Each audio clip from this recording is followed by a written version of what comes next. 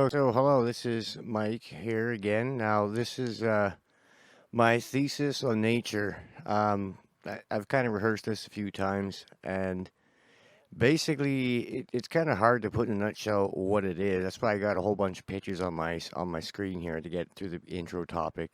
Everything from the very smallest to the very largest, and trying to bridge the gap and fill in a lot of the missing pieces of all the different equations.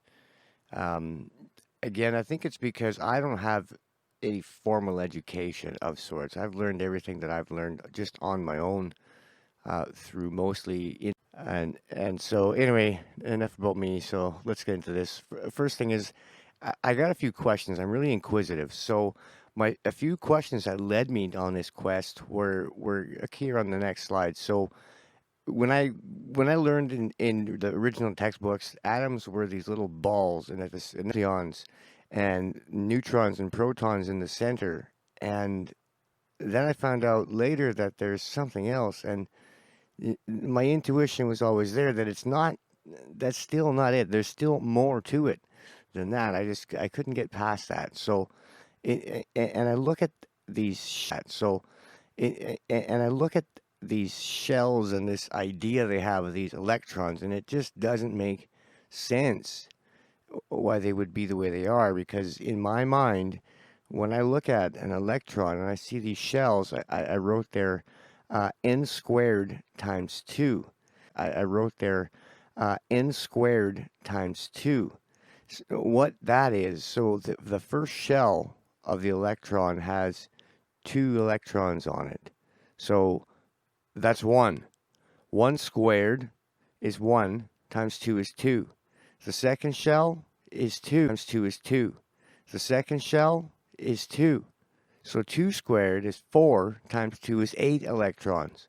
The third shell, which is 3 squared, is 9 times 2, 18. And then fourth shell, 4 squared, 16 times 2, 32. Same thing for 25. 16 times 2, 32. Same thing for 25 and 50. And I saw a pattern. And then I see how light absorbs in on the slide with the lines going up and down. And you can see that the ultraviolet penetrates all the way down, but infrared just barely touches the surface. And every atom has a spectral pattern on it. And they've got all these weird energy patterns, and they're not at all like we thought they were, and we go smaller and smaller, and there's still so much more that is not in the textbooks. And again, I think there's just something missing. And then when we look at the Earth now, I look at the Earth and I see the Earth. It just reminds me of a giant electron sense, but when we think about that valence shell of an electron and we think about the Earth's ionosphere, they're very, very similar. And the Earth has its own heartbeat, its own frequencies. You see down there the Schumann resonances, but it also goes through other patterns as it travels throughout its, and we see that its precession, then the different parts of the orbit, how it interacts with different planets, how it interacts with the sun. And we even see temperature changes due to all these different interactions causing glacier periods coming and going, and the planet cooling and warming and cooling and warming just over grand. They're patterns nonetheless, and it didn't make sense. There's got to be more. And then I stumbled across this other thing. It's called VBM, Vector-Based Mathematics. Guy Marco Rodin, very, very interesting character, and his ideas just absolutely blew my mind. So there's two concepts here, and it has to do with a singular counting system that comprises of one circuit going from 1 to 2 to 4 to 8, and the second circuit from 8 to 7 to 5, and circuit from 8 to 7 to 5 and back to 1. And 3, 6, and 9 are the moderators, if you will, that control the flow of these energy through these circuits. The magical 369 that Tesla was talking about, they're right here. Tesla was talking about. They're right here. It's these three.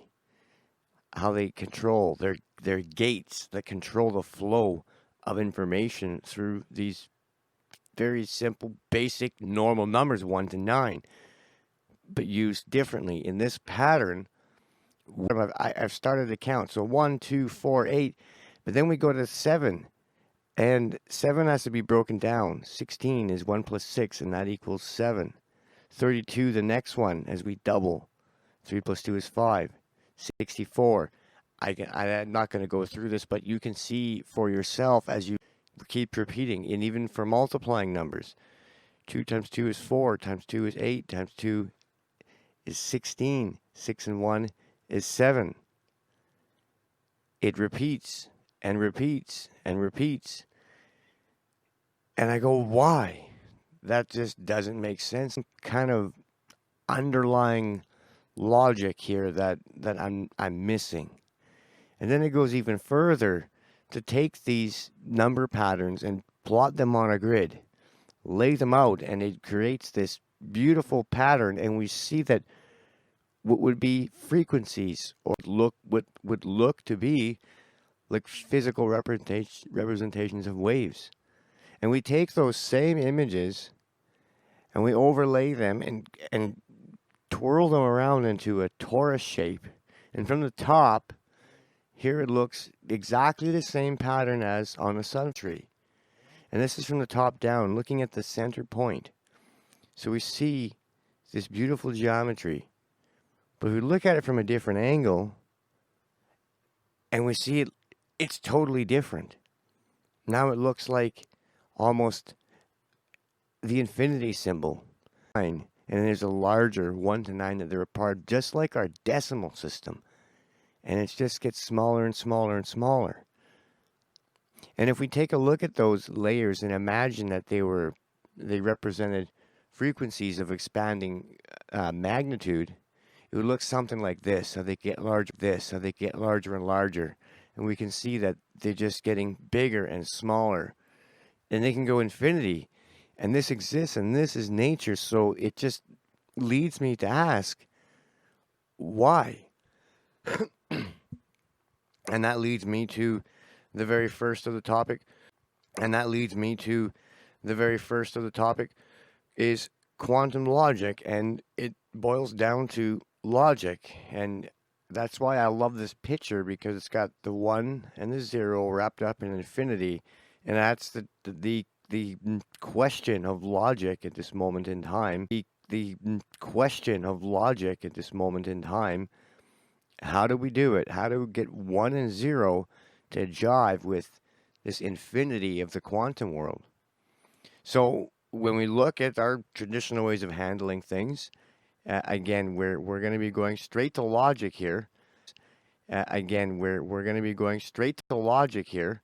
And traditional means we have two states that are on or off. We quantize it, nothing in between. So if there's a wave function that we're trying to read and it says a quarter, it's not going to read. And that's because it's not going to read. And that's because it's quantized to not pick up that fraction. It's either 1 or 0.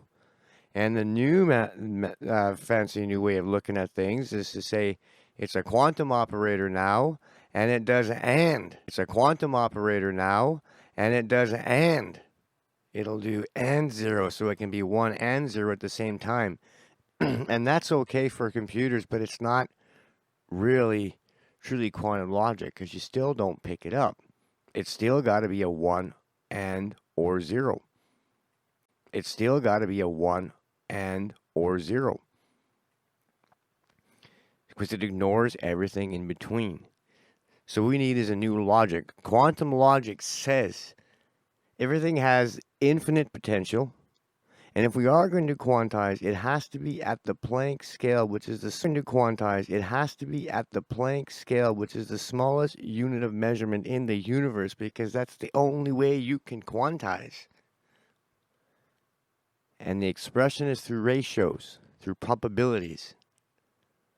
So if you see the screen, I've got a bunch of different ways of writing the exact same thing. So whether it's decimal 2.5 or 25 over 100 or 1/4 or a 1:4 ratio or 1/2 squared, 250,000 to a million. It doesn't matter. They all equate to the 1:4 ratio. And that we can pick up. If we're registering and looking for ratios, we can pick up the ratios. And we'll pick up that 1/4 and not ignore it.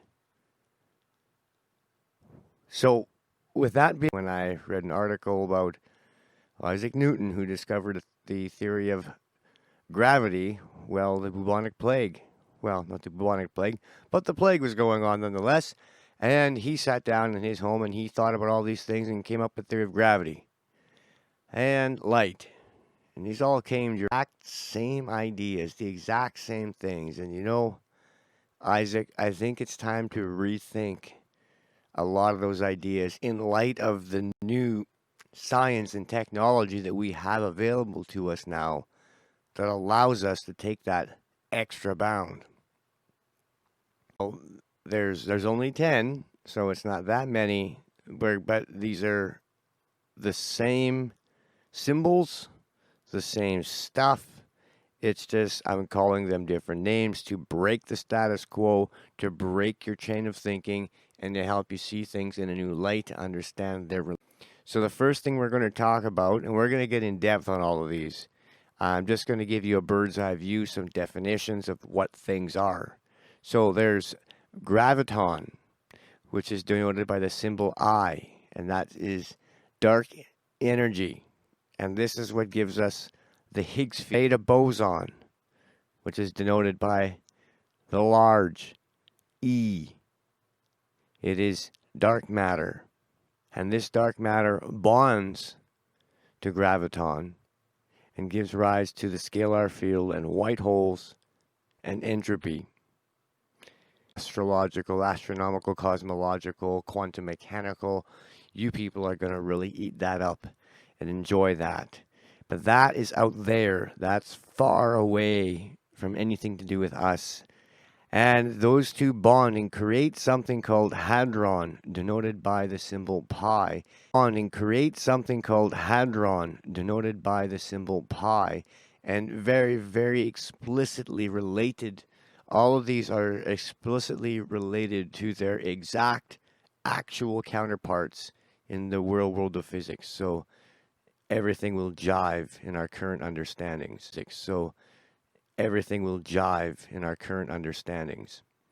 So hadron, this is what gives us our galaxies, our stars, and our planets, and the beginnings of life as we know it in space. And again, that is still far, far away from where we are. Far, far away from where we are. As we get a little closer to home, we've got two other forces. Now, this is fermion, which again, exactly related to the quantum particles, the fermions, denoted by the symbol phi. And this is the process light and temperature and time. And its partner alpha boson, denoted by the small e. This is what bonds to hadron and creates that relationship with fermion, with pressure. It's in our physical electromagnetic existence that we live within. Beyond our existence, we have on the one end of the spectrum the Higgs field, denoted by omega, the omega state, and that's the beta boson in gravitron. That's where energy is zero and it's just black holes, gravity.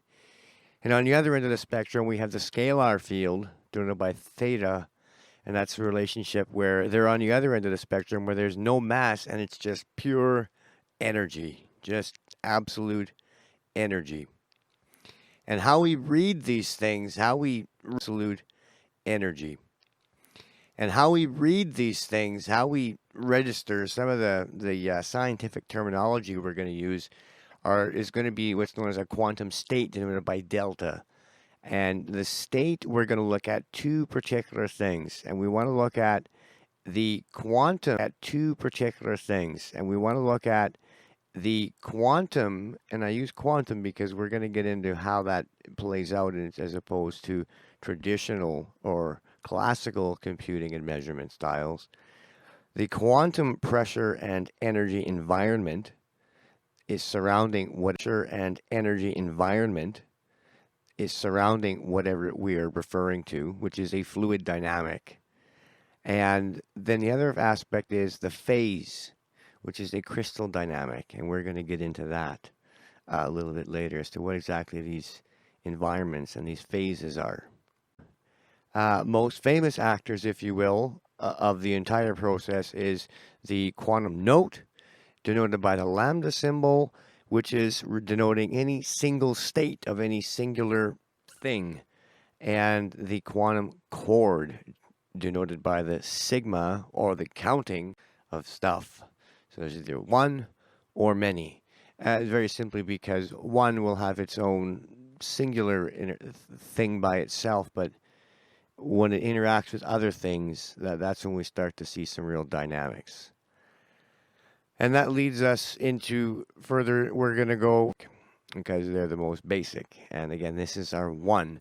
So we see that one can be pretty well anything. So we're seeing a counting sequence of one starting at a single, and then that one and next octave, showing different gradients of what this thing one octave, showing different gradients of what this thing one could be.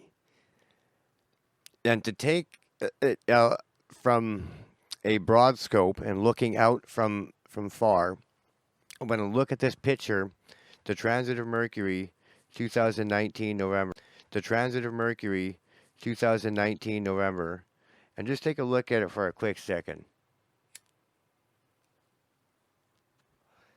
You see, there's definitive phases that go on in this image. There's a dark quantum phase beta, and then there's a light quantum phase alpha. And in between the two, there's a flux phase, which of course there's two of them as well. There's a beta and an alpha. Now, traditionally speaking, beta, like anyone's ever played the coming of, it's the prelude to. And then of course the alpha phase is kind of the on phase. And then the alpha phase of flux is the coming down.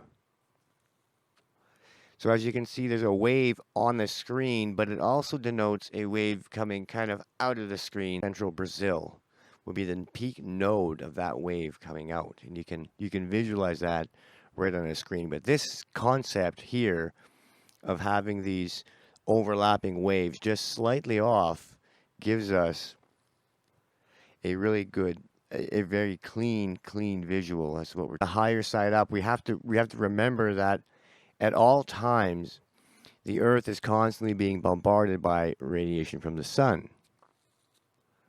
Now, if you look on the screen, you'll see the visible light spectrum, of course, is the most powerful spectrum that's being hit, but it's not the only spectrum that's coming down. And once it hits the atmosphere, about 30 kilometers up, it starts to spall or separate into different subatomic particles as it diffuses down to the Earth. And you see a lot of that happens up in the upper atmosphere with all the different substances in the atmosphere with all the different substances in the atmosphere that comprise it and cause this to happen.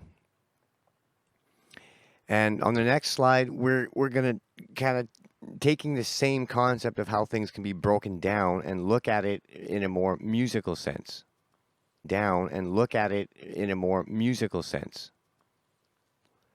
Because this next slide shows the harmonic series, and it just gives you a visual as to what a note inside of another note would look like when you break it down as a fraction. Now, a 1 turns into a 2, and what a third and a fifth. And we can see that all of these belong to that same note. That's the key point here. All of this is derivative of that same note. They're all one. So that quantum note is not just that one singular octave low inside of it, just like the larger screen, the larger wave on the side denotes. So a couple examples from the real world with a question. So why does a crystal glass shatter? And that is because we are modulating fermion. Now let me explain. Particles and the atomic structure inside the crystal literally changes when you vibrate it. So when the air reaches a critical point and the resonation is at the exact right frequency, it'll vibrate those crystals and to mend those bonds that were made when it was obviously smelted in the oven to create that crystal structure. But we can change that with sound, and we can take sound and cause that hard crystal glass to actually move.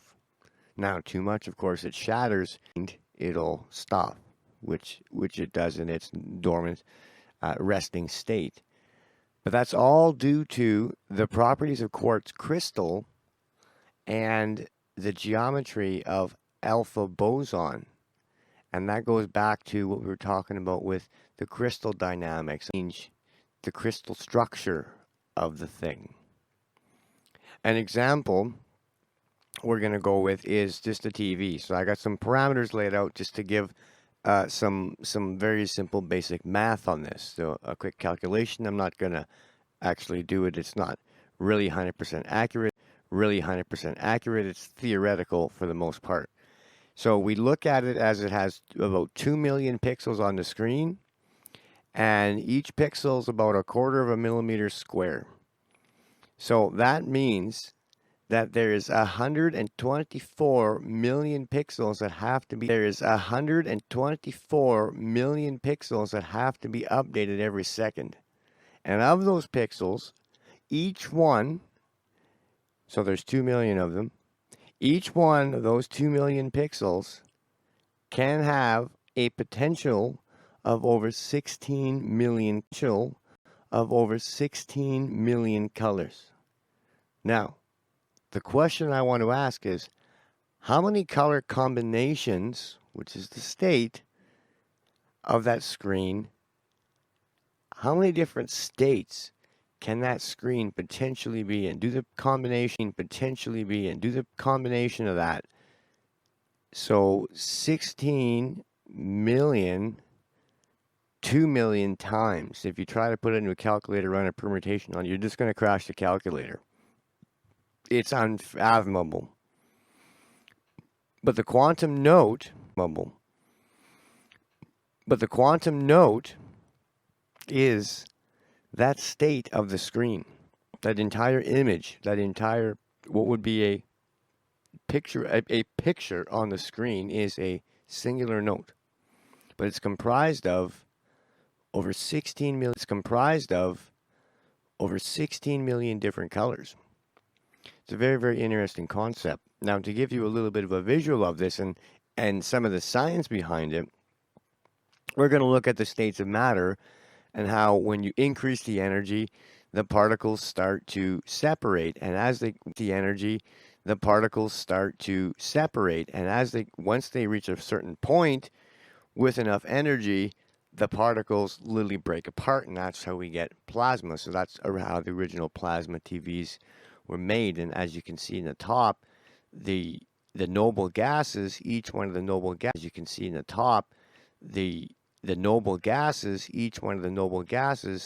they glow at a very particular frequency as we go up the scale. Obviously, helium being the first noble gas, neon, argon, krypton, xenon going up the scale, we see their colors going up as the gas goes up in its size. And when it comes to the human eye, how we actually receive light is quite interesting. We have there's the cones and the rods, and they're very, very different. The rods detect what would be peripheral or non-light source. The one I want to focus on is They're color light, the color, which is the cones, because they actually pick up three main energy that's around us. Now, the point of what I'm trying to say here is these energy fields that are around us are absolutely everywhere, and our eyes receive a lot of information, but that information is very finely filtered by these cones and rods to these very, very specific frequencies. So the next example is with the voice. Now we're going to use sound, and this is boson modulation. Is how does helium cause your voice to change? So what it does is it's the resonant dynamics of your voice due to again, we'll get into this later, but there's a very, very definitive relationship between speed, density, and frequency and wavelength. And basically what happens with helium is it changes the harmonics of the air that's produced in your voconics of the air that's produced in your vocal tract. No matter how your vocal tract changes to produce the sound, the actual tone is going to be a third higher because of the helium. It's causing the air to move, and that's boson modulation. That's changing helium. It's causing the air to move, and that's boson modulation. That's changing the air, the fluid substance, not the crystalline substance. Whereas fermion modulation changed the crystalline structure, whereas boson modulation, we're changing the air, the fluid structure. On modulation, we're changing the air, the fluid structure, and it's causing that effect. So here's a visual for you. We can see on the picture we have the normal spectrum. We see the main root note, and of course there's all the subharmonics. But with the root note, and of course there's all the subharmonics. But with the one harmonic got raised, the other one lowered, and that's exactly what helium does by changing that dynamic of the air. Now, how it reaches your ear on the other end of the stick,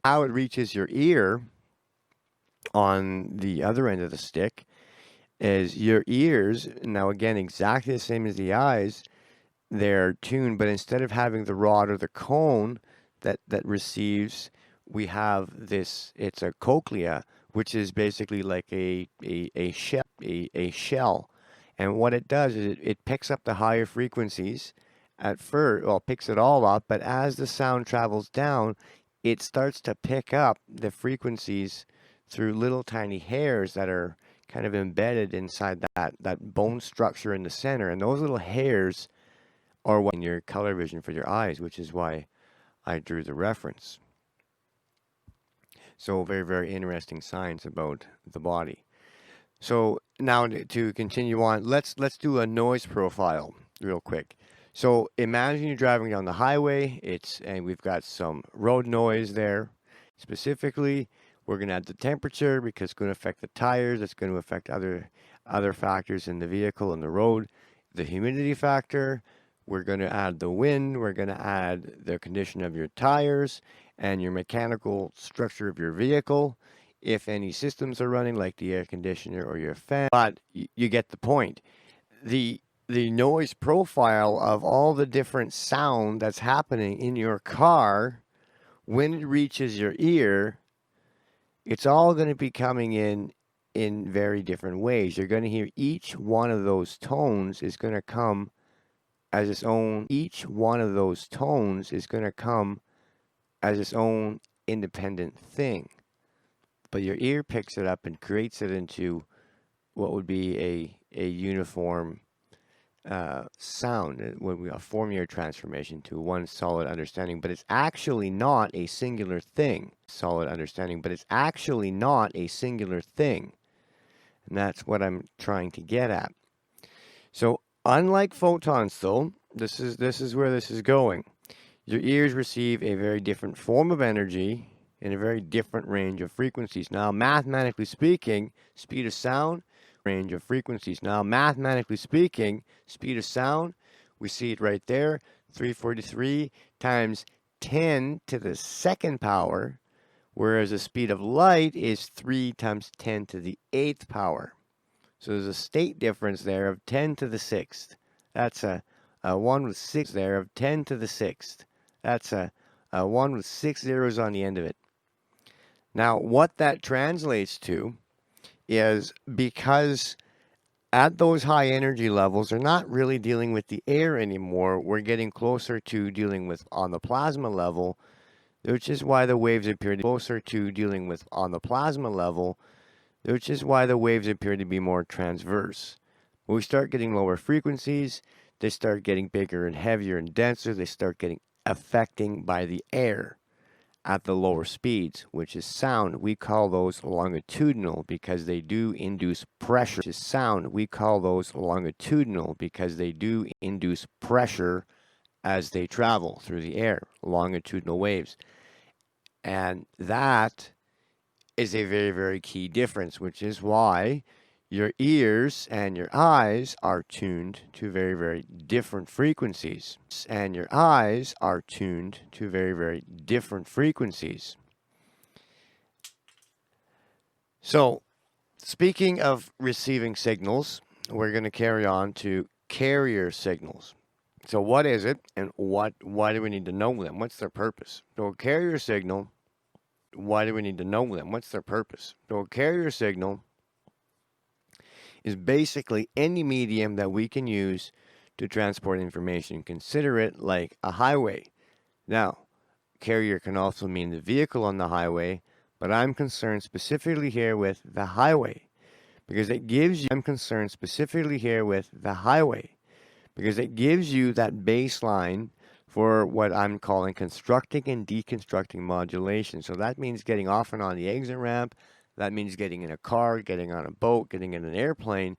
That is your different form of modulation, how you're going to get there, and everything interacts. So quantum notes are their own individual thing, and they interact with each other. And that's how we get these different dynamics of reflection or refraction, diffusion, when things absorb into your skin, induction, which again with energy, conduction, temperature.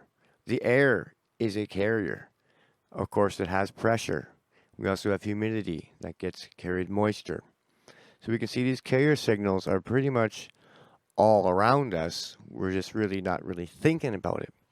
So what does it look like on a graph here? Different ways of modulation. So there's a couple different ways. So the first wave is through amplitude, which basically, if you look at how it works, is it changes the magnitude of that signal in accordance with the magnitude of the incoming signal. So you can see how the resulted wave gets louder and quieter.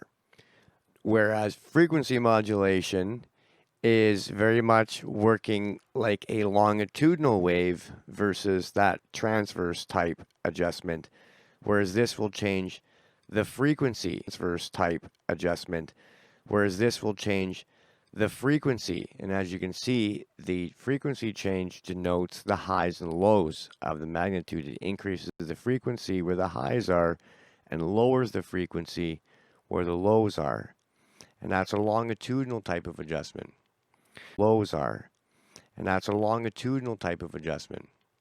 But then we have a third kind of modulation, which would be, if there was one that changed the world more than anything, it would be this. This is the foundation for the transistor. It's the foundation for a lot of our whole entire digital world. Is this digital modulation, the ability to go from off and on using a square wave or basically a switch, and it's very binary. And you can see what it looks like on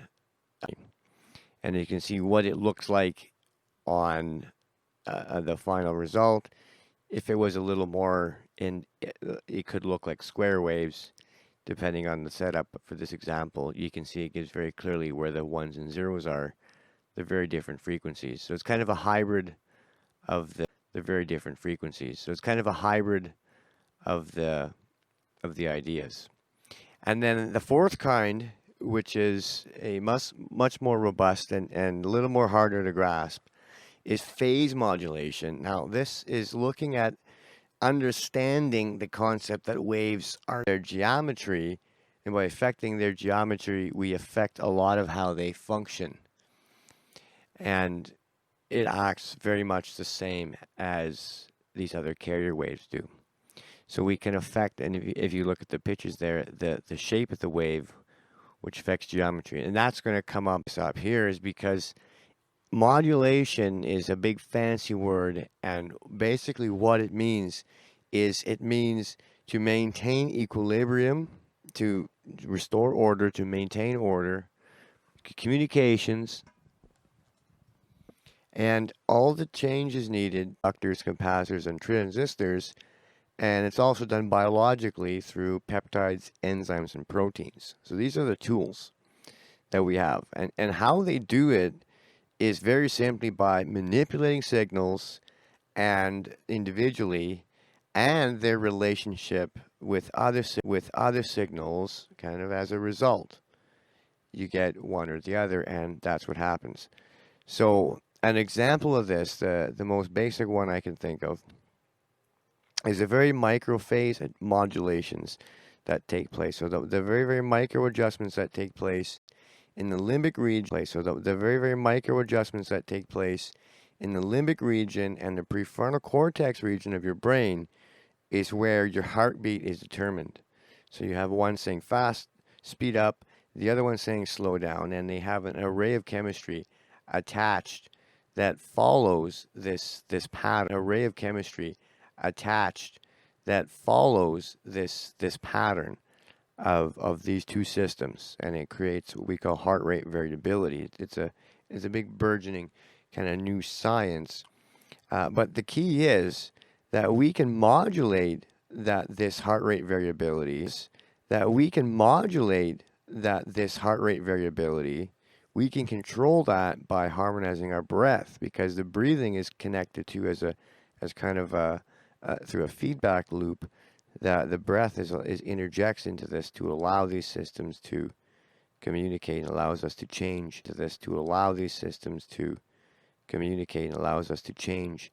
our thought patterns. It allows us to change our physiology, and ultimately our entire physiology, just by breathing a certain way and understanding a few concepts. That's how powerful a certain way in understanding a few concepts. That's how powerful that these micro adjustments can be on any system, including the biological system.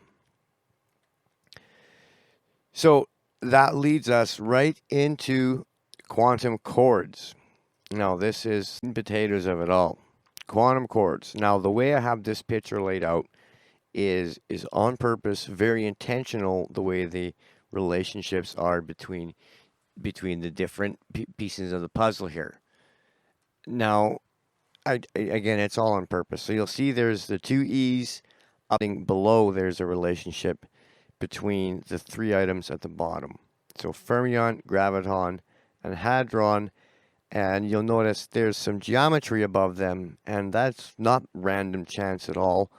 There's very, very specific geometry to the nature and essence and function is coded, and actually you can do most of your calculations in math and figuring out how they function and what you're going to get from them just by looking at this basic geometry that's on this screen, literally right here. This is all you really.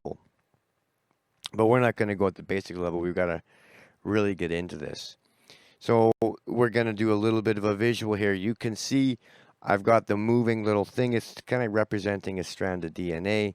And actually, it's the only picture I could find that had a good visual like this. But it really represents looping around this spiral and actually coming back on itself. It's just to give you an example of the relationship that we have. Now, remember when we looked at the transit of Mercury, there were those two phase lines that were slightly off from each other when they overlap. Now this looks at, it looks similar. It's not related, just to mention that.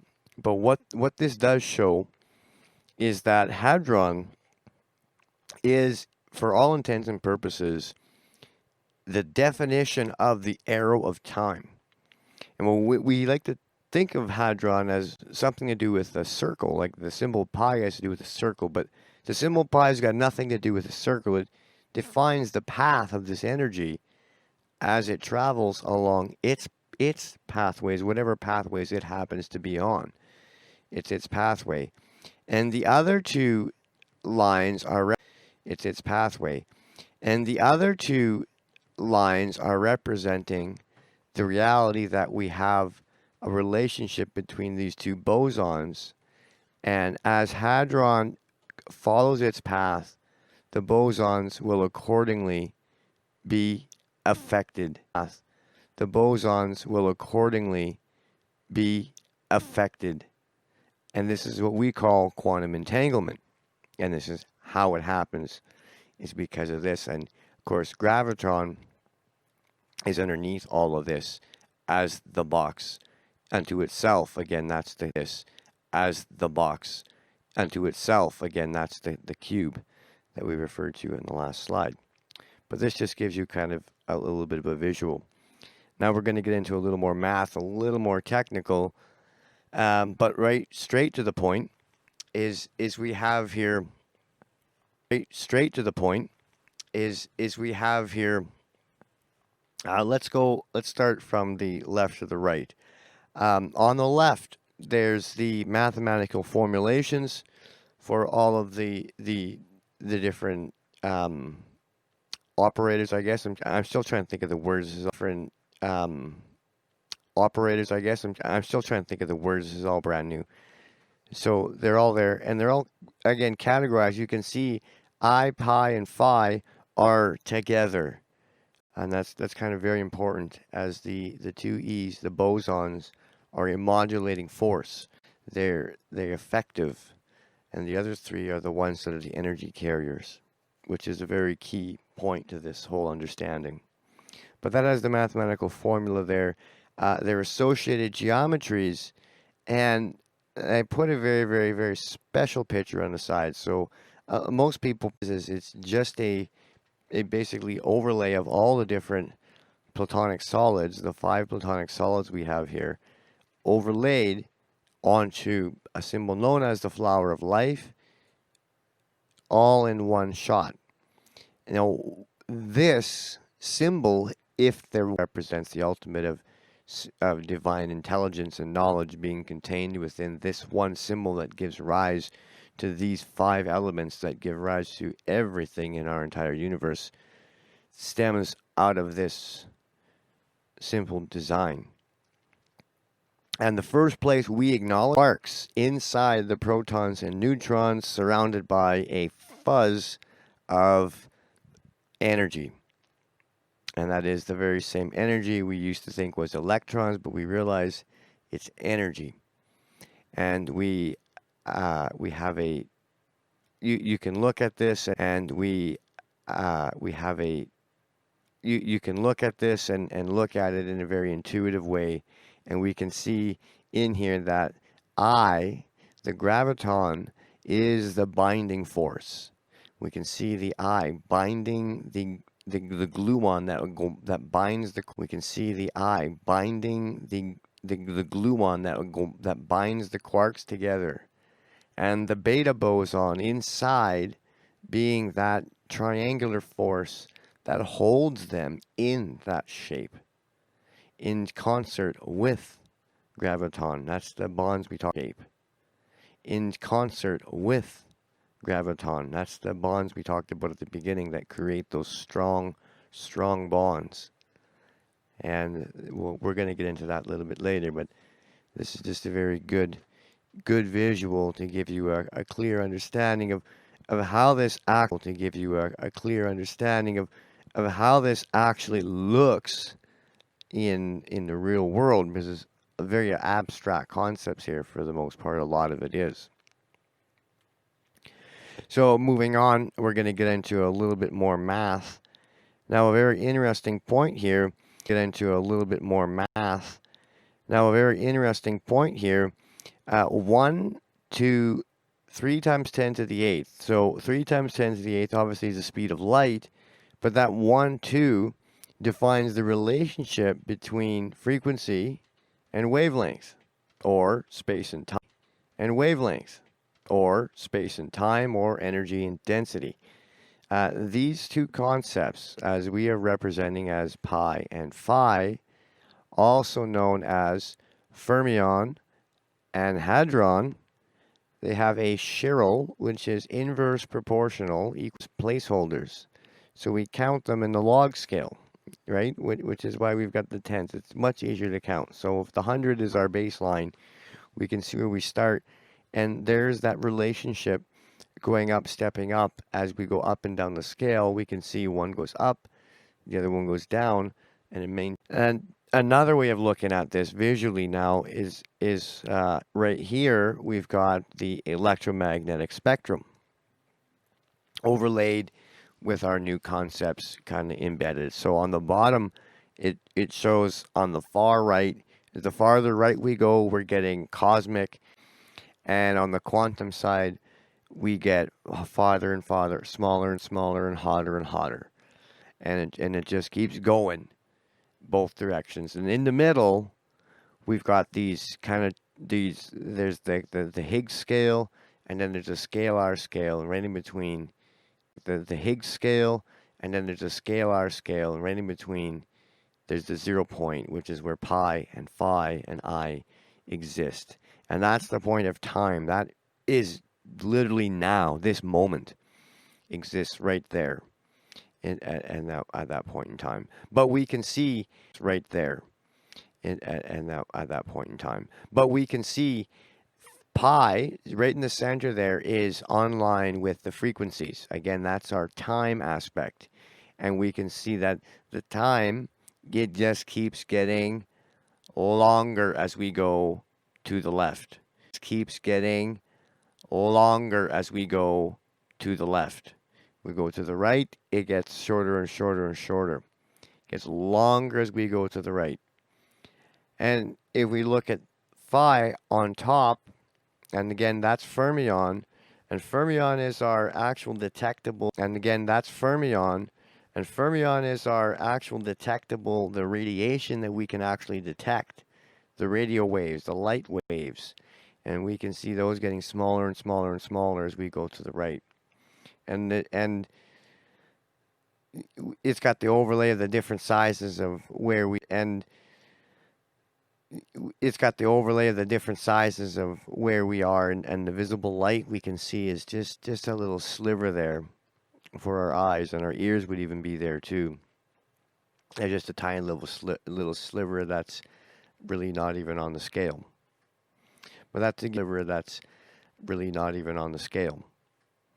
But that's to give you a little bit of a visual there. And now the broad, big picture. So we're going to start with fermion. And again, that's our symbol for phi. And if we look at this, and we see that I have written down the Lorentz force. Now, this is the force that defines what it is to be electromagnetic energy. And as it particularly is affected for us to experience within our little pressurized shell is kind of the main point we're dealing with to understanding.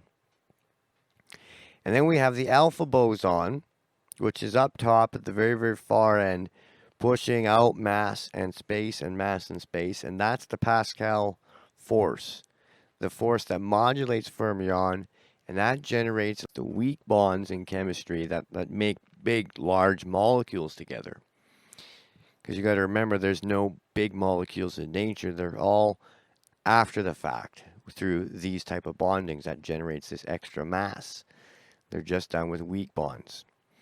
And again, that's the top part. We're dealing with hadron, and you can see hadron and beta boson, and of course there's gravitron, all there at the bottom.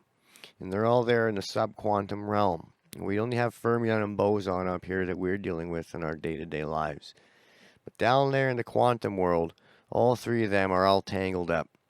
So I'm going to call that, it's a Coulomb force. It's a energy, it's plasma. and it's a charge that's generated, and that's what happens when the graviton is bonded. I'm going to get into that a little bit later as to how that actually happens. But this energy, this color, is generated by when a circuit is made. Beta boson is time.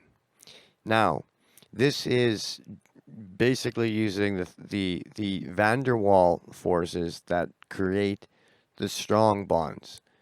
And those are what last through time. That's where our concept of entropy comes from. But as you can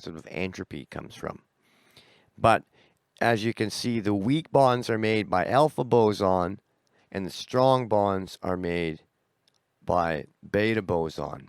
And they're done at different levels. One's done at the quantum level, and the other one's done at the relative level that we can affect. And the other one's done at the relative level that we can affect here at this level. And of course, the last piece of the equation is graviton, which is where we get all the entanglement, how everything gets all twisted up, all the wiring that it has, because graviton effectively is the circuitry ring that it has, because graviton effectively is the circuitry, the wires of it all.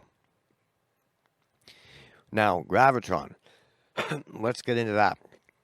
It'll be the start point for going back through them. Now, it's basically Higgs field mass.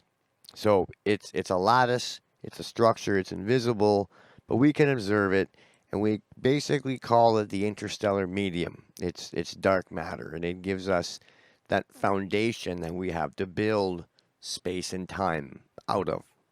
It's sub below all that in our world is kind of an odd way, but I'm going to give you an example here. It's why I've got a picture of DNA on the side, because I want to really touch on the fact that DNA is started by amino acid.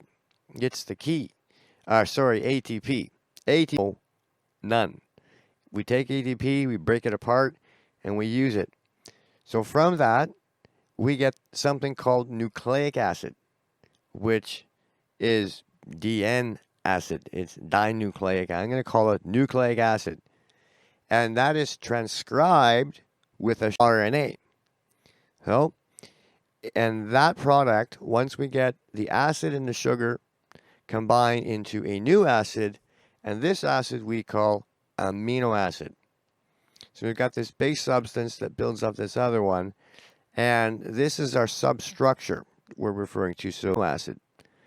An amino acid is the substructure, is the key building block, just like hydrogen is for all the other atoms, that binds and creates all subsequent structures after. The proteins, peptides, enzymes, all of it comes from amino acid. An amino acid it's the invisible connecting link. Now I'm going to go back to some of that same picture again, and we're going to look at this now and from a different angle, as I like to go back and rehash this again. So again, it's the dark energy, dark matter. I get these so mixed up. Or what we know as scalar 0 point energy, where it's energy at the 0 point. That's the wires. Okay, they're very much like chromatin. They're dormant, and again, that's the structure of the universe. And if you look at the DNA twirling there, you'll see that's the structure of the universe. And if you look at the DNA twirling there, you'll see it is the phosphorus and ribose backbone, which is the red frame where the actual DNA, the G and the A and the T and the C can actually travel between. It gives them the G and the A and the T and the C can actually travel between. It gives them their highway, if you will, the carrier signal. And what it does, so this is kind of where it gets interesting. So graviton is responsible for mass. So what that means is it condenses into black holes. So we get graviton just eventually gets larger and larger, and we get black holes of just condensed energy. Now what happens is it's a process called Casimir induction, which is a quantum form of quantum tunneling, and it's really complicated science, but through Casimir induction, we get a hadron born. Our field, that energy in just sitting right beside that mass, and one of them jumps, and when it jumps over through that induction, boom, we have a particle, we call it hadron, and that's a particle, that's a bond that's been made. That is one circuit made. And graviton, the system of systems, it's the big overarching underlying thing. And in biology, we can see that through a lot of things that we see with the letter G. For example, now for all you biology people, look into this. G-actin, GTP, G-protein, microtubules, and glial cells. All of those are representative of the graviton function within the human body. As we're seeing and describing now on the quantum level, those are the biological equivalent of graviton. And biological equivalent of graviton. And what we can see in the physical world is the Brightland currents on the Earth level, and of course those are what we call the northern lights. It's a bunch of energy coming through. It's the streaming. It's the conduit that we come and showers energy coming through. It's the streaming. It's the conduit that we come and showers of the Earth, and we see the gases light up in the northern sky as they hit the planet. So that's gravitron, or wires. Now, hadron, like I said, when that induction takes place, a bond is made, and that creates hadron. So hadron is some energy. So if the gravitron is the fuel, the oxygen would be the beta boson bond, the heat would be the alpha boson bond, then hadron is the reaction all these bonds make. It's the wiring, it's the knot. Hadron is the big twisted knot. And that's what I've got a lot of these pictures here. We can see now, interesting point to note is polarity, positive or negative, really doesn't exist. There's really no such thing as polarity based on the relationship and how they're crossing over. Like I said before, with the counting sequence, 3, 6, and 9 are like switches, and this is where the switches come into play. Right here, depending if it's going to go over or under, it's going to create a different crossing path, which will then change and give it a form of polarity. So when these things happen, the bonds are made and the knots are twisted up, and now those are our weaker bonding happening. We're going to get a different color. We're going to get a different charge. Things are going to resonate. Things are going to flow. Get a different charge. Things are going to resonate. Things are going to flow. The larger the circuit, the bigger the energy, and we start to collect more energy, more particles on it. We get cells, we get atoms, and things get larger. But the variations in this wiring are what allow and attract the other particles to them, to allow the alpha boson to come later in the relative world to attract what it needs. But it gets its demand, if you will, from the subatomic realm here with hadron, with these wirings. It makes it susceptible to it or not. We first see it as that quark gluon plasma at the very, very beginning, before quarks are formed, right before even hydrogen is formed, pre-hydrogen high energy plasma. And this is where we see it. We also see it in hydrogen itself and all the fermions, and as a product of, or the product of, gamma decay, which is basically what we consider to be an electron, a free electron, is basic. And we can measure it. Like I said, it functions like a gate, or similar to the big topoisomerase gyrase. Those are the different enzymes that do the switching sequencing of the DNA. Very, very similar, absolutely very, very similar, noted with the symbol pi, and this describes our sequence of time. Now, like I said, these circuits are formed in chiral pairs. So they get twisted, they get coiled, they get locked. That's why we have, so there's one going up, one going down. It is a polarity, but it's not. they're chiral, they're in opposite directions, right? And that's where the concept of polarity comes from. Now, one big key point I want to make is when we're dealing with DNA, well, we'll get into that later with DNA. But the big factor here is with all this twisting and turning and knotting, it's all hadron. Causes even DNA to coil and twist and turn and foil and create a shape and a function based on the coiling of this energy at this level. And DNA is a very, very, very good example of just that. So now we're going to go into, realistically in hindsight, done this first, but beta boson. So beta boson is the one that binds with graviton and creates those strong bonds. So this also instigates the proton, neutron, electron capture function. So this is what makes something pull, neutron, electron capture function. So this is what makes something pull away and break one of those strong bonds and causing a particle to rip apart spontaneously. It's because of this force. It's responsible for fission and fusion. It's where nucleuses are born for fission and fusion. It's where nucleuses are born, how nucleuses and cells die. It does all the valence bonding that are the platonic angles, which are pretty much all of the foundational chemistry elements.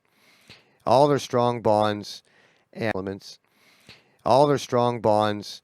And this is basically the force that beta boson is what, like I showed in the picture there, it confines the quarks together and keeps them in their arrangements that they're in. It's what converts the acid, which is that quantum action potentials, which again is very, very similar in function to the RNA and amino acid function, creating hadron. Hadron, of course, is the amino acid in this case. It's a direct analogy. Another thing that beta boson can be likened to, if we're referring to a cell, within a cell they name rough endoplasmic reticulum, and what that does, it uses the ribose from the RNA and constructs the base proteins as well as a lysosome for digestion and alpha decay. So this is basically the factory that pumps them out. It doesn't do anything with them or make them anything fancy, it just pumps them out, breaks them down. So if you can think about that as a rough construction. Now, getting a little more specific into chemistry, we get 9 specific, very specific base configurations. If we would call them atoms, these are would-bations. If we would call them atoms, these would be the atoms. I would say there's only 9. And these are the 9. And they're created with the planets as well as the primary chemical elements. So I'm going to go through them all very, very quickly, and go through them all very, very quickly. And I'm not going to touch on them too much, but I just want to make note how they are. The bold ones are our 5 primary elements. So hydrogen was known in ancient days as the water maker, because it, of course, was known in ancient days as the water maker, because it, of course, is a key element of water, nothing to do with fire at all, and it's related to the planet Jupiter. Helium, of course, is giving our first superfluids. It allows us to have plasma, and it's the sun, star formation, and all that other jazz. Lithium acts as basically a fusion reactor, and it represented by the planet Mercury here in our solar system. But lithium is a reactor. It's always has been, always will be. Lithium is a battery. Generator, and it kind of helps with the big, long, fancy chemical process of reactions. And boron is another element particle of decay. Is Mars. Neon is the alpha of decay, which is Saturn, and those are all part of the neon. Those are all part of the basic construction process. They're byproducts of the construction process. The actual products that we're getting in life are these 3: carbon, nitrogen, and oxygen. Those are our 3 elements of life. Those are the elements of life. Those are the divine trinity of life as we know it: carbon, nitrogen, and oxygen. And particularly carbon, it's the foundation for pretty much everything. Foundation for pretty much everything.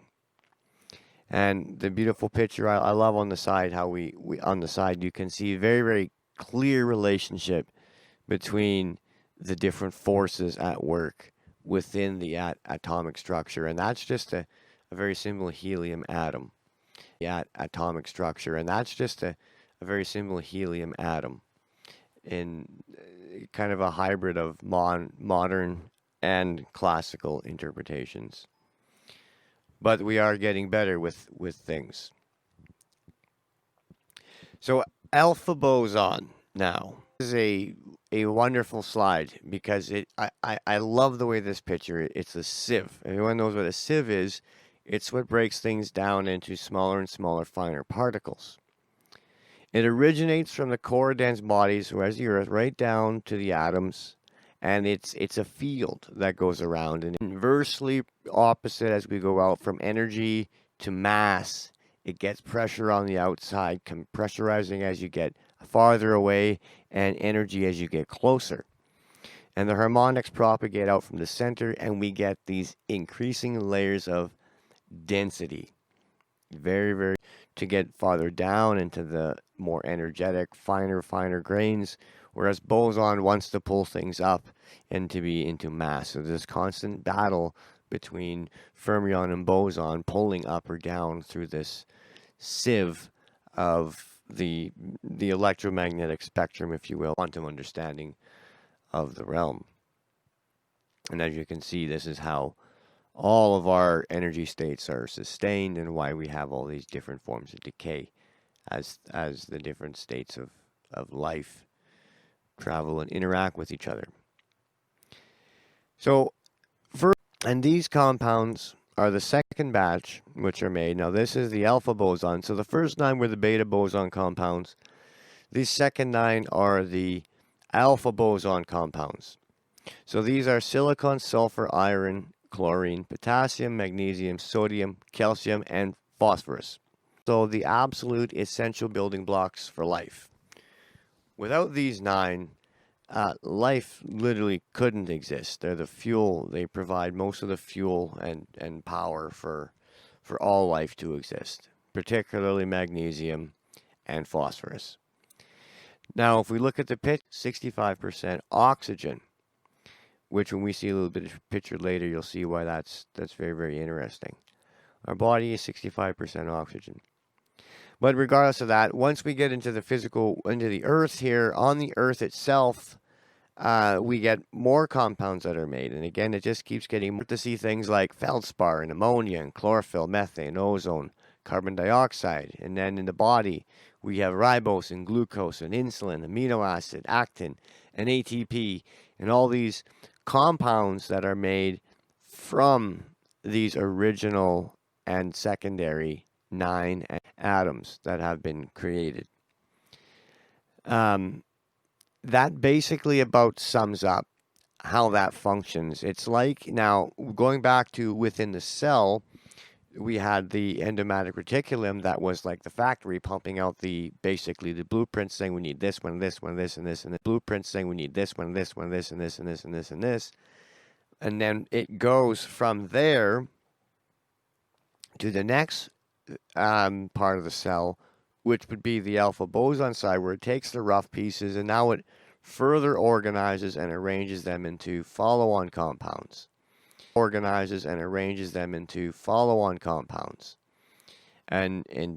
what we would say they're active forms, similar to having, I guess you could say, a bunch of batteries together just in a bundle, but until you actually put them in the right order to make the circuit, they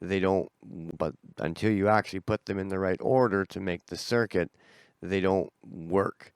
So that's basically the same idea. So alpha boson kind of also does that function as well with it, and it creates some of the secondary structures of our existence. And this is, now we're getting into a biological level here at this point.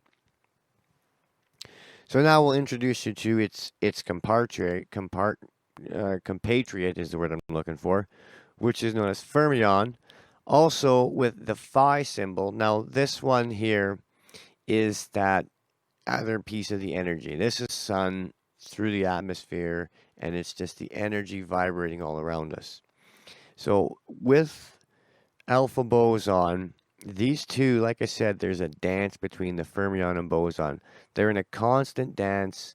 They regulate the spin, the bonding, pressure, energy modulate. They're keeping and they're changing based on all these different variables.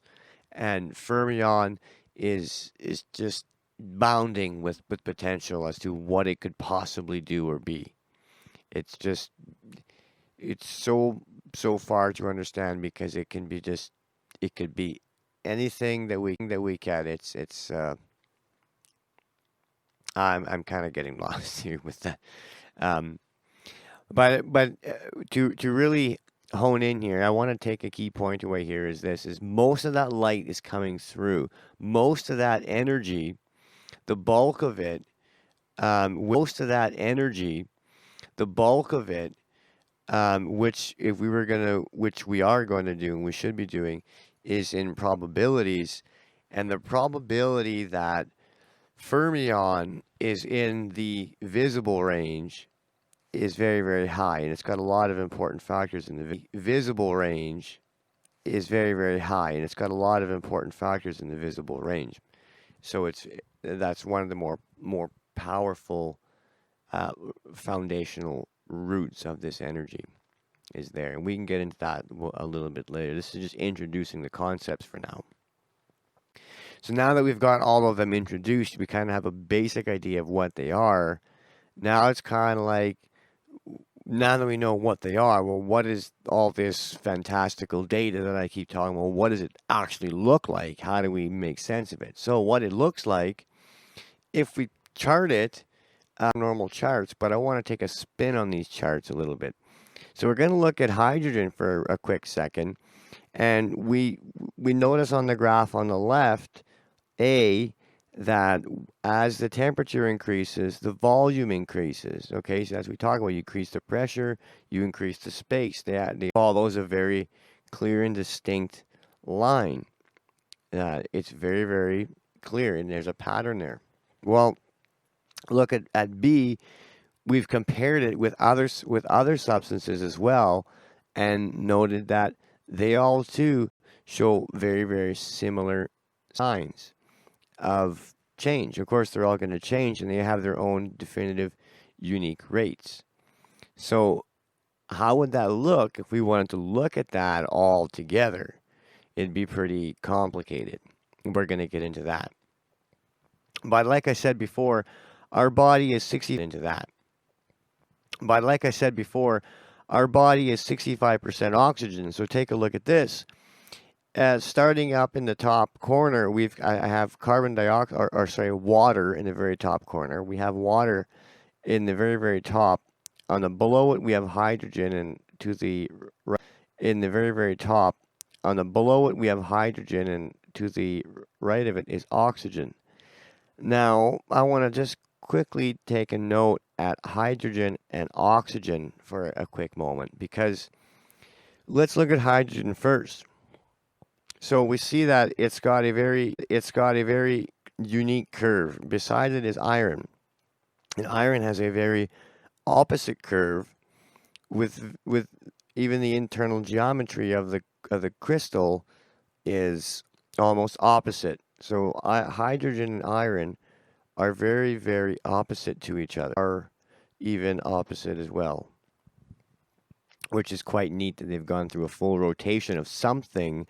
There's a something there that we can't see in these charts, but you can see it between hydrogen and iron on this chart. We can also see that iron has a very, very nice of how the temperature affects its crystalline structure, whereas hydrogen, it has 4 definitive crystal changes as it goes through, as it transitions from liquid to a potential solid, they've never been able to even test that theory. So we haven't even got to that point yet with hydrogen, but we do know that that's the shape that it follows, and it's very unique to the way it looks with iron. If we look at helium below, I have them backwards. So helium-2 and helium-4 are beside to show you a progression as to what happens when I change helium. So helium-2, we see almost a nice clear divided almost in half. Not quite in half, but pretty close. We have a solid and we have a superfluid. And left. When we add 2 more electrons, 2 more neutrons, 2 more protons, and we double helium up, we notice that what we've actually doubled up was the solid. And we see the solid has doubled. And it has changed on these graphs, and we can see that. And it's starting to give a resemblance to something. Not sure what, but we can follow that and keep going. And it'll take us there. But the next part I want to go to is oxygen.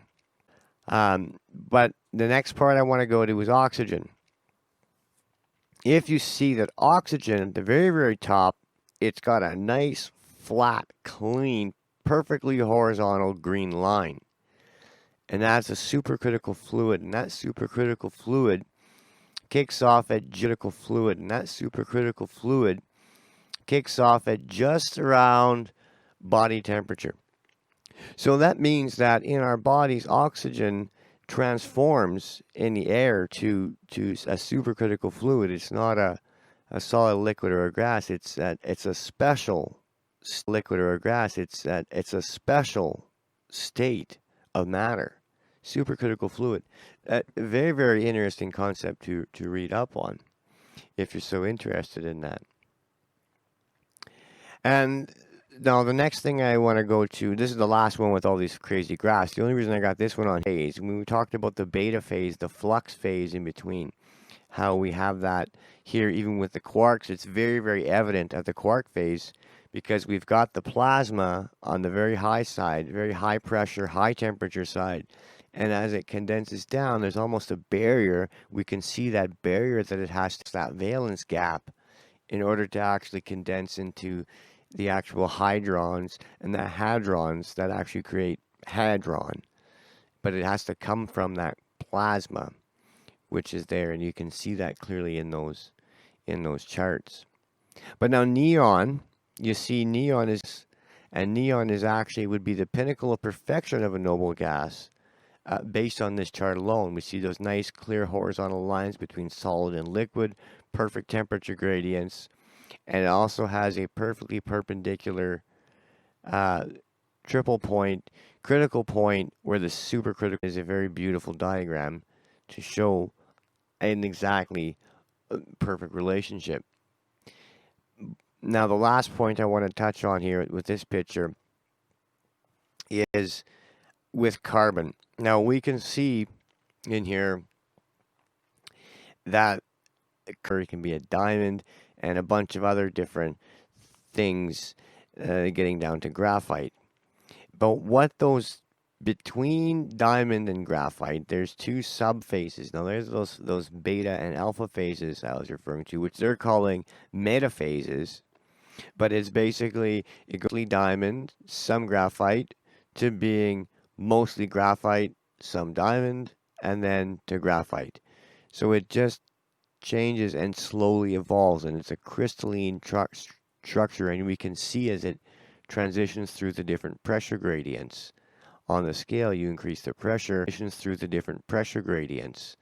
On the scale, you increase the pressure, and the structure will eventually change and become a diamond.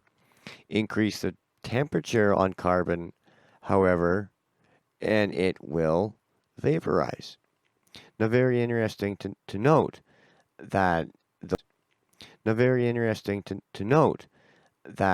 those beta phases are also very, very prevalent with not just larger things with smaller things, individual atoms. They have a triple point where they can be three different things at once, and a critical point where they can be three different things at once, and a critical point where they break down into the beyond the laws of physics.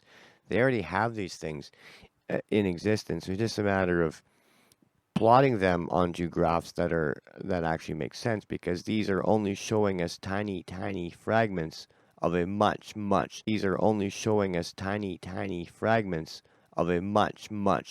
larger picture. What that picture looks like is something like this. So we see a gigantic bunch of yellow and orange and little triangles, and it's really complicated. And if we were to turn the lights off and see what's underneath it all, what gives it that shape, we'd see underneath it that is what there's a structure underneath, and there's a structure underneath, and that's what it looks like. It's all there. And there's a substructure beneath all that. But how can we view that a little differently? Well, that's where quantum in, and that's where constraints come in. Because if we look at this picture I have here, we can start to see that we're limiting and restricting and filtering specifically what we're looking for. So on the right, we don't have any filter. But as we go to the left, where as on the 1, 2, 3, 4, the fifth iteration, we finally are looking at the one thing that we're actually looking for. We need to filter out the other stuff. But through filtration, we can clean up those signals, which is why our eyes and ears work the way they do, because indeed they affect. Now, I'm going to introduce, I'm not going to spend too much time on this, but like I said, where lithium is a battery, and how these different relationships are with those, where I came up with those lists of those 9 elements was from this. And this basically just all the elements are made in the cosmos, and as they're going through their normal process of cycling and doubling and doing what they do. But that's just a very interesting new way of looking at the periodic table, as they're only just derivative of those base elements and combinations of these base elements, which is, it's a whole new different way of looking at the composition of what these elements could be, whereas it's not just a 34 anymore, it's actually 2 17s. It could be a 20 and a 5, or it could be a 12 and a 13, and depending on how that makeup is, right? 6 is not always 6, because if it's a 3 and a 3, that's different than a 5 and a 1. That's also different than a 4 and a 2. So when we look at it like that, these elements take on a whole entirely new meaning, which is it's a topic unto itself. But that's where it came from.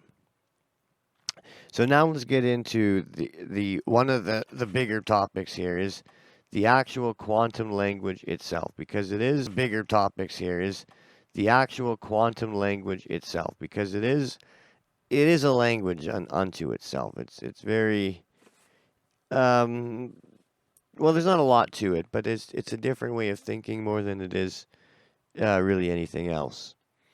So first slide, I'm just gonna kind of take a pause here and just kind of look at it for a moment. Just take a peek and look at some of the images on there, and just look at it for a second.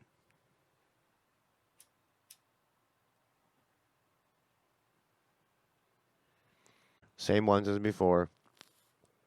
The E, the I, the pi, the phi, the E. We have their geometries, and we see the geometric relationships are all there on the bottom. You can see there's a symmetry that's being created, and there's a very profound sense of logic that underlies this our whole lives, our whole time. But what I want to do a little differently is highlight on the standard model instead of trying to label these things with up, down, charmed, and all these different other prerogatives and ways of doing things, we have to think in terms of the Higgs boson, and the other bosons are effectively the little e, and all the other ones are effectively just different phases of the dynamic between fermion and boson, which we have denoted here as the charge and the spin. So the charge and the spin will inevitably change, and of course with the charge and the spin change, then we get the resulting change in mass. And this is how all of these things are generated and why they have such weird names, because they're actually just looking at the same thing from different aspect angles. But from a classical point of view, you have to do it this way. But from a more modern quantum point of view, you can't look at the elementary model like this in any way anymore, where it's basically just the E and the pi, the phi, the I. That's it. That's all there is. And all these other names are just they're names for different phases of these said particles. So let's look at the process of generation. I'm not going to get into the beginning and end of it too much. It's a whole other matter of study, but I just want to touch it because it's tangent to the Higgs field. So the Higgs field, like I said, is that very, very far absolute just pressure. We get the Casimir induction, and there we get the color charge created, and I put a formula to figure out exactly kind of how that happens. And the little graphic on the side is kind of a visual to really understand what we're kind of trying to omega state, the generation of from the black hole, from nothing, from pure energy and pure mass to becoming something with mass and energy is what we're referring to here.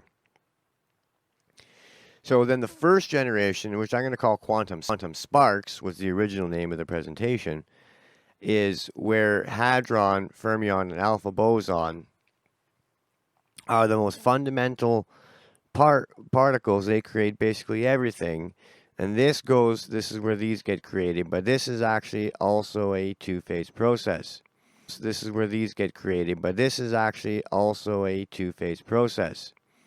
There, of course, like we talked about earlier, there's the beta state, which forms all the strong bonds in the nuclei, and then there's the alpha state, which forms the weak bonds. Now, which forms the weak bonds.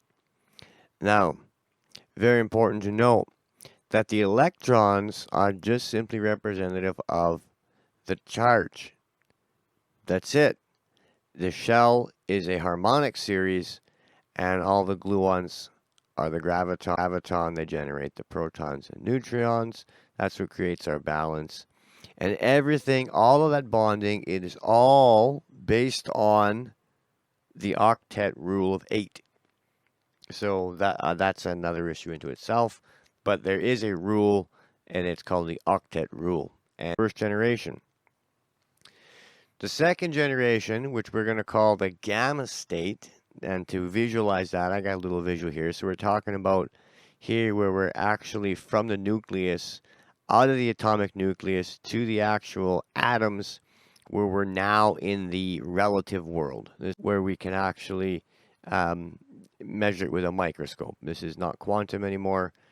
We're relative. And this is where we get electro and magnetic from. So fermion would be the electro part, and alpha boson would be the magnetic part. And these two forces here are generated in our.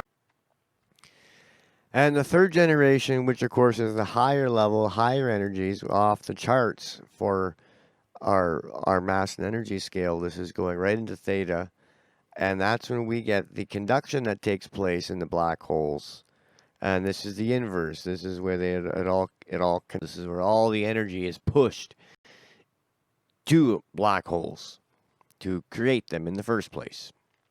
And again, that is a matter of future study. So the last piece we're going to talk about is DNA. We talked about it a little bit, but we're going to go a little more in depth. And so basically, overall, in a nutshell, what is DNA? We all know it's what all of the coding is for life. But it's basically, it's comprised of these little things called nucleotides. And so what a nucleotide is, it's a sequence of phosphorus, hydrogen, oxygen, and nitrogen. And that basically constructs the frame and gives the channels. That's their structural frame for all the different programming that has to go into the chromatin. Chromatin, of course, is the structural lattice. It creates the wire, the rope. Of course, is the structural lattice. It creates the wire, the rope itself. But these nucleotides, they're all broken down into little blocks of 10. So there's 10 pairs, and they're inverted, and they've got a 3-5 relation on the one end and a 5-3 on the other end.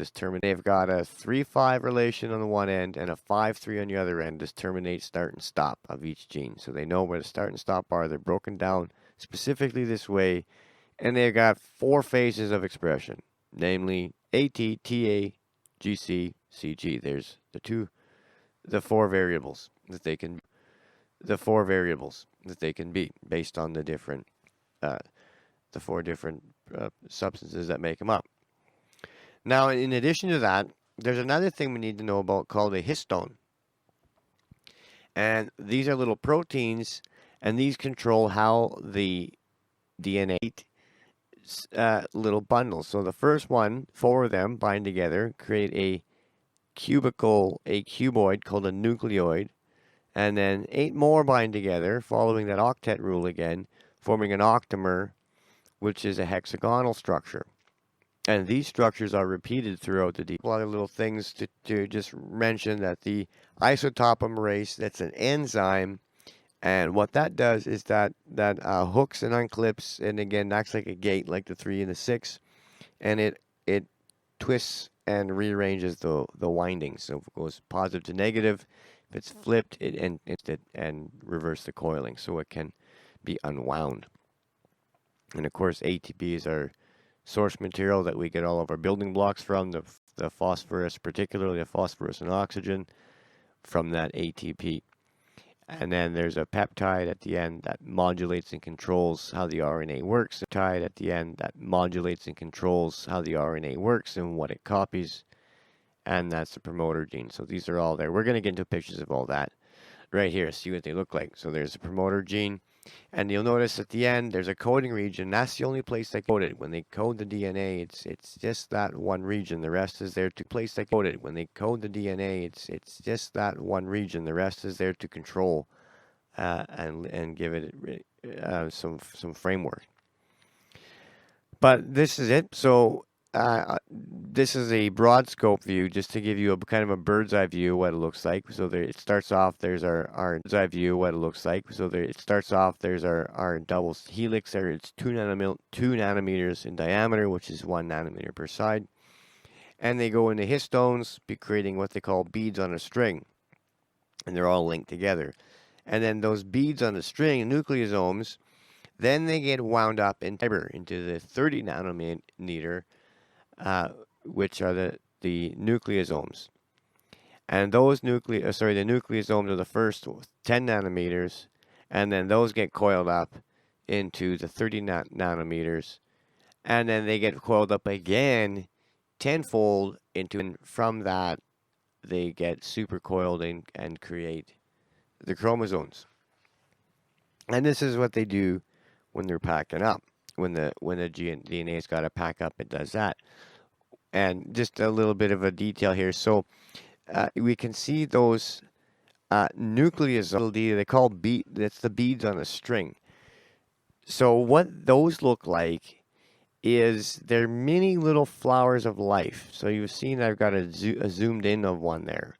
It's got the proteins that hold them together, and those proteins kind of create the foundation that wraps them around the flowers, kind of create the foundation that wraps them around the flower of life in two turns and creates a very specific resonance.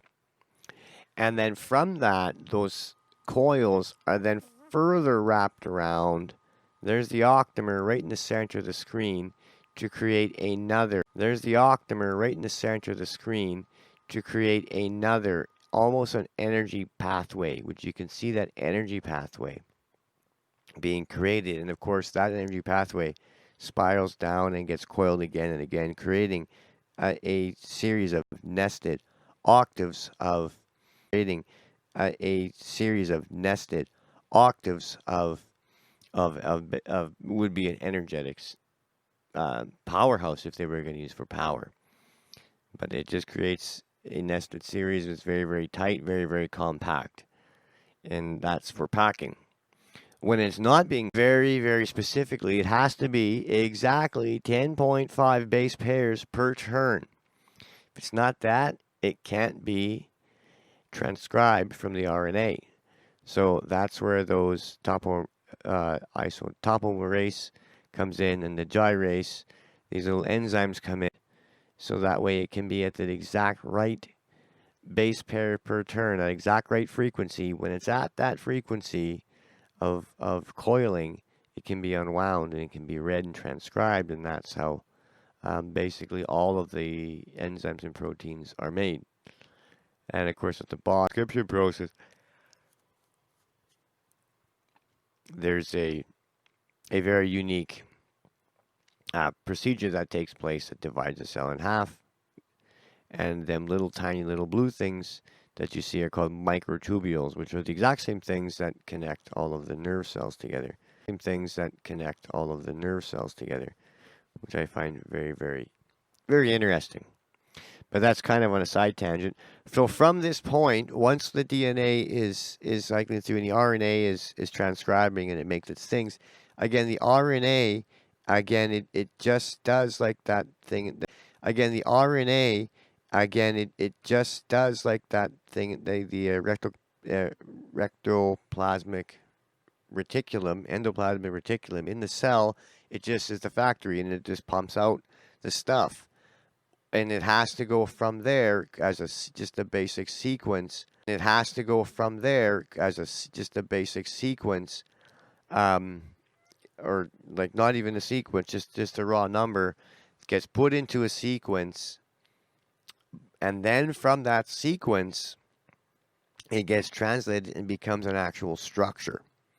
And from that, it's stuff. And we look at this picture. So I got a peptide bond that shows two different ways of looking at it. We see the nice easy way that has just the letters, and the other way shows some of the actual chemistry, and it gets quite confusing looking at the chemistry. But bones of it all, we can look at it like this. Look at that peptide bond. So I've got a very, very good picture here. So if you can see that there's an oxygen, hydrogen, and a hydrogen that are right close to each other. And we know and two oxygen and a hydrogen can make a water molecule. So that could get ejected. But instead, they're going to bind and create a whole new different way of combining. And they're going to create that peptide bond. And if you look at the other one, but this was a different peptide bond that didn't absorb the elements. It actually it kicked it out. So it kicked out those two hydrogen and the oxygen. It kicked it out as a water molecule. So it made the bond of chemistry. To make a bond, it gains and it loses something, and that lost product is used for something else. And that's basically from here. The rest is pretty well gravy as to how things go from this point forward. And we'll do the start and end of it all. So when we're talking about the quantum language, when it comes to biology specifically, because this is kind of where I'm really putting most of my attention with this presentation, is on biology. So we can take biology to the quantum realm, and it comes with these two and it comes with these two substances right here. So we've got ATP and amino acid. And these two substances, without them, there would be no life. Biology would cease to exist. And because of these two basic arrangements that act as building blocks for everything else. And coming from a quantum point of view, it opens up the doors as to what we can do with these substances and what we could do to make maybe different ones or just there's so many different avenues of approach that I could spend hours getting into that, but I'm really not going to. What I'm going to do is just end it here. This is the end of the slideshow. And that's basically my presentation. I don't know what else to say about it. It's the only thing I'm going to do. If you have questions or comments, if you have questions or comments, I guess leave them in the thing. I say I don't do videos. This isn't the thing that I do. So I'm not very, very good at this. I'm just trying to get the information out. I want to share the information, and my ultimate goal is that this information will reach somebody who's going to actually use it, test it, prove it. This information will reach somebody who's going to actually use it, test it, prove it, and we can do stuff with it. And I don't put my name on the front of the cover because I want any kind of recognition other than simply for the fact that I want to be involved and I want to be the one to be pushed, because they're not necessarily my ideas, but I do have more ideas, and I do have, this is just kind of tip of the iceberg. And really right now I just want to kind of get it out and see where it kind of goes from there, because until I do that, I basically for listening and watching, and I hope you learned something, maybe watch it again. Or I'm going to probably do it again a few more times, maybe a second take. I might condense it. I might, add a few